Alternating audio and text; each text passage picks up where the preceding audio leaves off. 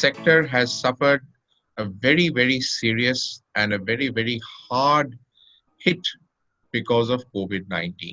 Mm-hmm. That is primarily because we are a continuous process industry. Our blast furnaces need to run continuously. As you know, a blast furnace is never stopped during its lifetime. When it is stopped, it is junked. Yeah, yes.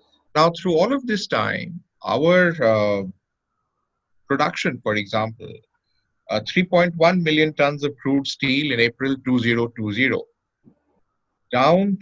down by 65.2% in Mm-hmm. April 2019. Mm-hmm. Now you can imagine when there's a 65% drop, what happens to these blast furnaces?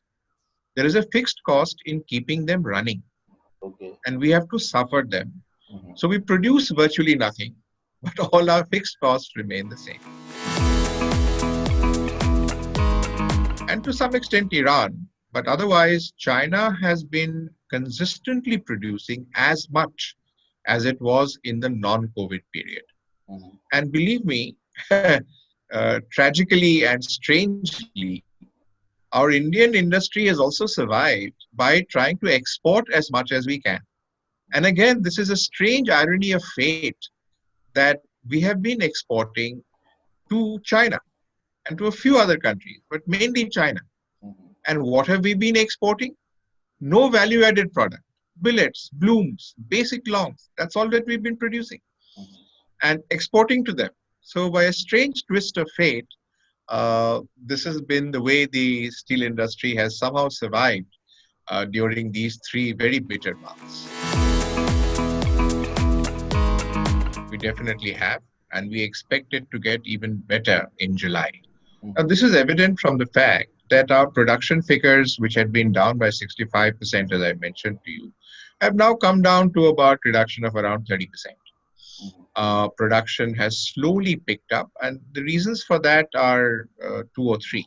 One, that initial exodus of migrant labor that we saw was a severe blow to us, Mm-hmm. and of course, many other connected industries. That now has fallen into a reverse migration. We are seeing the demand from the domestic industry. Construction has slightly opened up. Auto sector, again led by Maruti, has shown a definite improvement in production.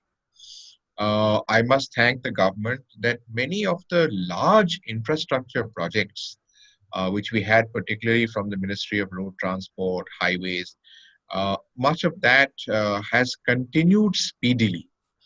Uh, Fourthly, I would say that railways again, the kind of track development, the privatization that they were doing, this has also led to a slight uptick in the demand for Mm-hmm. steel products.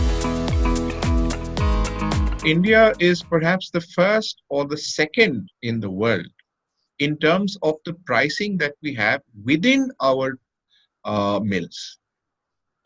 In terms of the competitiveness, the cost of production of Indian steel is first or second in terms of competitiveness across the globe. But the moment the steel leaves the factory or the mill, a whole series of very difficult tax transactions happen. So whether it is electricity duty, one of the highest in the world, whether it is the kind of duties which we pay in terms of green tax and a whole host of other taxes, they add up to almost about 11 to 12% of the cost of the steel. And therefore, even in terms of export and in terms of domestic price, steel is priced higher than it should otherwise be.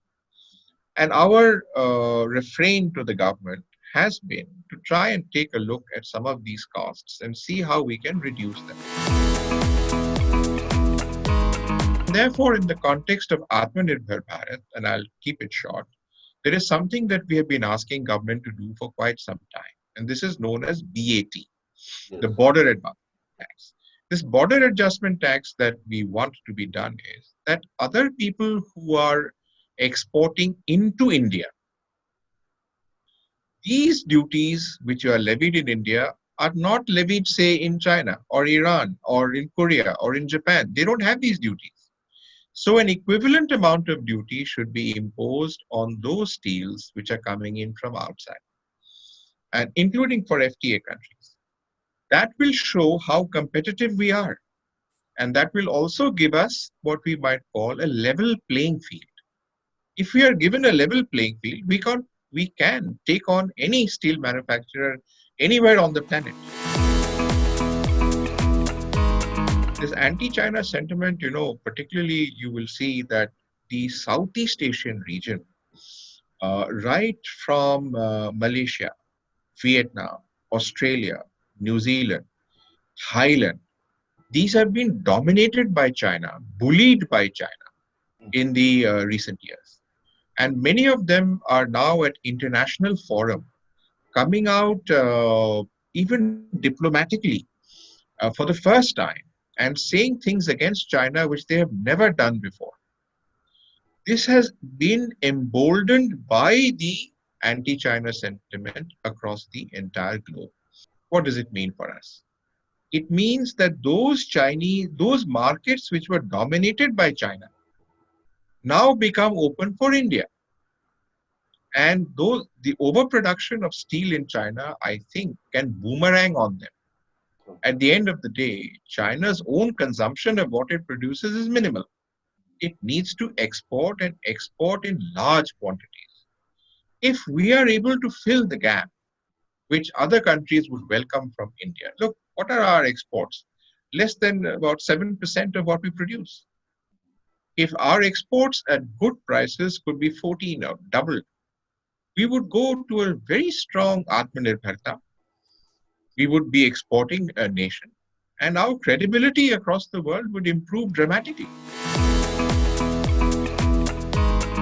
To the financial year 2021-2022, I do anticipate that our overall level of production of around 110 million tons per annum, we can actually exceed those targets which we had done in earlier years. 104, 105 million tons, which we would have normally achieved, we cannot do.